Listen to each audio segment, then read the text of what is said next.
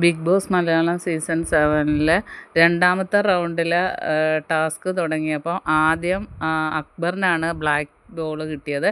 അപ്പോൾ അക്ബർ പിന്നെ ആ കളി റദ്ദാക്കുമായിരുന്നു.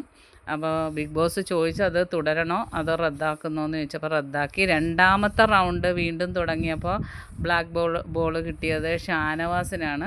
അപ്പോൾ അനീഷ് പറഞ്ഞു ബുദ്ധിപൂർവ്വം കളിക്ക്, റദ്ദാക്കരുത്, ബുദ്ധിപൂർവ്വം കളിക്ക്. കാരണം അനീഷിന് ബോൾ കൂടുതലായിരുന്നു. അപ്പോൾ അക്ബറായിരുന്നു രണ്ടാം സ്ഥാനത്ത് നിൽക്കുന്നത്.